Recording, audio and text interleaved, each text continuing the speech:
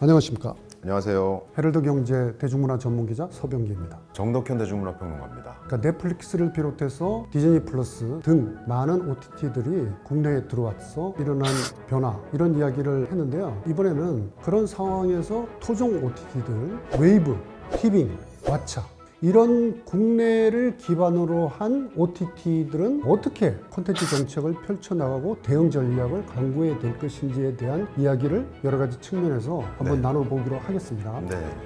국내 OTT들이 글로벌 OTT들과는 달리 수익 구조가 굉장히 단순하잖아요. 그렇죠. 어떻게 보면 그냥 방송국들이 방송했던 드라마들을 그냥 모아놓은 것 같은 그런 느낌의 OTT인데, 실질적으로 지금 웨이브나 티빙 같은 경우는 IPTV를 신청해서 봤던 분들이 옮겨가는 정도, 아직은 로컬을 대상으로 하고 있다는 거예요. 근데 이제 중요한 건 뭐냐면 이런 로컬 OTT들이 앞으로도 계속 그럴 것이냐, 아니라는 거예요. 그리고 심지어 웨이브 같은 경우는 국제적인 어떤 진출 전략을 수립은 다 했어요. 네네. 코로나 때문에 이 글로벌 정책이 주춤해 버렸어요. 그러니까 현재로서는 이제 티빙을 먼저 말씀드리면, 티빙이 그래도 좀 본격적으로 콘텐츠뿐만 아니라 확장이나 이런 거에서 좀 많이 하고 있는 것 같아서 먼저 말씀드리는 건데. 자금력도 좀 좋죠. 네, 그렇죠. CJ가 이게 있기 때문에. 이 티빙에 지금 하고 있는 오리지널 콘텐츠를 보면 아직까지는 그렇게 본격화된 것 같지는 않다. 근데 지금 현재 시도한 것 중에 가장 성공작으로 얘기할 수 있는 환승연애 같은 경우라고 볼 수 있는데, 그 정도의 투자를 하고 있다, 지금 오리지널 콘텐츠에서.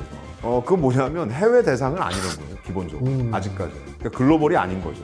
그냥 아직 로컬에 머물러 있는 거라고 볼 수 로컬 있는. 구독자 확보. 그렇죠. 웨이브는 더 그래요. 지상파들이 모여서 한 거기 때문에 초반기에 SF 시리즈로 오리지널 콘텐츠들을 세우기는 했거든요. 영화 감독들 세워가지고. 워낙 너무 마니아틱해서 이게 오리지널 콘텐츠가 맞나? 이런 생각이 들 정도의 콘텐츠였어요. 하지만 이게 왓챠도 마찬가지예요. 그러니까 왓챠도 사실은 그 마니아틱한 영화라든지 뭐 이런 것들이 되게 많이 구성이 돼 있거든요. 근데 그걸 글로벌이라고 우리가 보기엔 좀 그렇습니다. 한국에 주로 구독자들이 많이 보는 콘텐츠라고. 거기 킬러 콘텐츠 중에 조조소가 있는데 그걸 글로벌 콘텐츠로 하기 좀 그렇죠. 어렵죠. 로컬만 커버하는 정도의 콘텐츠들을 만들고 있지만 이제 갈수록 좀 기반을 마련해야 되겠죠. 해외 거점도 마련하고. 투자는 사실은 돈이 아니라 다른 걸 쓸 가능성도 높거든요. 미국에서 투자를 한다 그러면 미국에 이미 네트워크를 갖고 있는 회사가 투자를 할 가능성이 굉장히 높아요. 제작사 입장에서 보면 제작비를 받아서 드라마를 만들었잖아요. 네. 시즌2도 전부 다 이쪽에서 가지고 있고 리메이크니 이런 게 모든 게 다 넷플릭스에서 가지고 있단 말이에요. 가지고. 그래서 저작권이 하나도 없잖아요. 이 한국 제작사들은 하청 기업이 아니냐. 뭐 이걸 약간 힘의 게임처럼 보면 됩니다. 그래서 지금 넷플릭스가 오징어 게임에 253억 투자해서 1조를 가져갔다. 이것 때문에 국내 대중들도 그렇고 제작자들도 다 그렇고. 제주는 누가 넣고 뭐 심지어는 외국에서도, 외신에서도 이게 너무 심한 거 아니냐는 얘기가 나올 정도로 그게 좀 균형이 안 맞은 거죠, 어떤 면에서는. 요번에 그 내한한 부사장이 한 얘기 들어보니 이 정도로 수익을 낸 콘텐츠가 처음이라는 거예요. 그래서 본인들도 좀 다른 인센티브를 개념을 만들어 나가야겠다라는 얘기를 했어요. 아, 걔네는 역시 사업가라는 게 처음부터 계약을 그렇게 하면 본인들이 리스크를 안고 가는 거잖아요. 오히려 인센티브 방식을 개선하겠다고 그렇죠. 얘기하는 약간의 어떤 네거티브한 면이 있어요. 이게 IP를 줄 것 같지는 않거든요. 뭐 네. 돈이라는 게 좋은 거죠, 사실은요. 제작비가 더 생길 수도 있으니까. 이게 이제 넷플릭스뿐만이 아니라 디즈니도 있죠, 애플도 있죠. 다각도로 들어와가지고 자기들끼리도 경쟁을 벌여야 된다면 저작권 문제도 그렇고 우리 제작사나 창작자 입장에서는 좀 더 좋은 조건의 토양을 만들어내는, 그렇죠.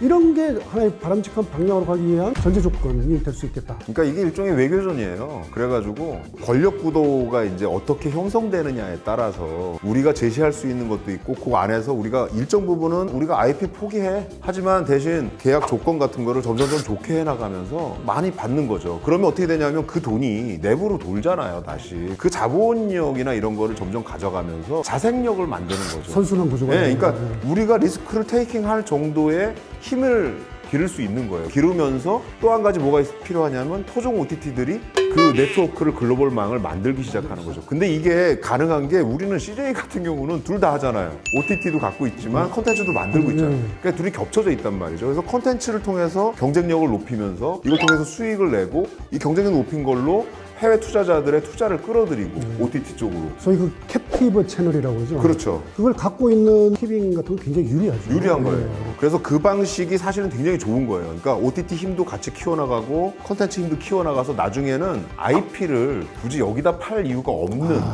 여기서 그냥 IP도 만들고 여기에도 세우고 이걸 통해서 하는 거죠. 여기서 이제 좀 마무리가 그렇죠. 정리해야 될 게 네. 뭐냐면 한국 콘텐츠들이 OTT 시장으로 지금 재편되고 있잖아요. 네. 지금까지 해왔던 제작 방식이 있고 지금은 이게 변화해야 되는 부분들이 있는데 그 중에 아주 단적으로 한번 지적해야 될 부분들이 PPL이에요. PPL은 이전의 지상파 구조의 어떤 제작 상황 안에서는 PPL을 안 하면 제작 자체가 어려운 상황이거든요. 제작비 전체를 안 주기 때문에. 제작비 전체를 받을 수가 없기 때문에 그거를 충당하기 위해서 PPL을 할 수밖에 없는 구조예요. 근데 PPL을 넷플릭스나 이런 데 가보면 PPL이 없잖아요. 그리고 사실 PPL이 없는 콘텐츠를 아예 전제하고 만들기 때문에 PPL을 보는 거에 대한 스트레스가 전혀 없는 거예요. 근데 사실은 이런 게 있거든요. 안 보는 대가로 구독료로 낸 거죠. 이게 정당한 거거든요. 어떻게 보면. 근데 이 정도면 한국 콘텐츠들 지금 지상파 개념으로 만들어지는 드라마들이 있잖아요. OTT 오리지널이 아니라 지상파 개념으로 아직도 만들어진 드라마들이 여전히 PPL을 걸고 있을 때 시청자들이 어떻게 생각할 거냐. 돈 내고 무슨 뭐 PPL이야. 그 제작비 확보 방식의 변화가 있을 수밖에 없는 상황이에요, 지금. 그 PPL이나 협찬 이런 것들이 글로벌 OTT와의 동등한 경쟁을 어렵게 하고 오히려 우리 콘텐츠가 비교위에서 떨어질 수 있는 요인인데 지금부터라도 이걸 바꾸는 작업에 돌입을 해야 되겠다 이런 생각이 듭니다. 지금까지 OTT에 대한 많은 이야기를 해봤는데요. 글로벌 OTT가 들어오고 토종 OTT들이 어떻게 글로벌 전략을 써서 변화해야 되느냐는 전망과 전략 이야기가 있었고요. 일단 슬기롭게 대처해야 됩니다. 지금 굉장히 어려운 상황이잖아요. 우리가 일단 자금력으로나 이런 건 떨어지는 상황이기 때문에 그 적은 자금을 갖고도 유리하게 가져려면 한국 K 콘텐츠의 위상을 한껏 높이고 그러면서 동시에 이걸 가지고 토종 OTT들이 이걸 흡수해서 토종이라는 단어를 뗄 수 있게 나가는 과정. 이 과정들이 선순환되면 충분히 대응할 수 있는 어떤 구조가 아닌가 하는 생각이 듭니다. 네, 그런 생각들, 그런 방안들에 대한 이야기를 나눠본 것 같습니다. 여러분 경청해 주셔서 감사합니다. 구독, 좋아요, 알림 설정 댓글도 달아주세요.